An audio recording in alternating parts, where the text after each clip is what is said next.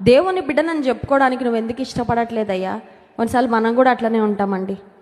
ఎన్ని జీవపు మాటలు వింటామో, ఎన్ని వాగ్దానాలు హృదయంలో ఉంటాయో, ఎన్ని ప్రార్థనలు చేస్తామో, కానీ కొన్ని సమయాలు వచ్చినప్పుడు ఎంత దౌర్భాగ్యంగా మాట్లాడతామంటే ఇది నా నోరేనా అని అనిపిస్తుంది మనకి.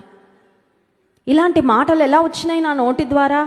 అది ఒకవేళ మనల్ని గురించి మనం పలికే మాటలు ఉండొచ్చు, లేకపోతే మన ఫ్యామిలీ మెంబర్స్ని మనం అనే మాటలు ఉండొచ్చు.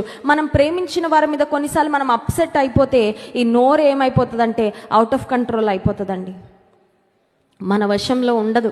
కొన్నిసార్లు ఆ ఆవేశంలో, ఆ కోపంలో, ఆ తొందరపాటులో, కొన్నిసార్లు భయంలో, అభద్రత భావంలో ఏదేదో మాట్లాడి తప్పించేసుకోవాలని ధోరణి కొన్నిసార్లు పేతురులోనే కాదు మనలో కూడా కనబడతా ఉంటుంది.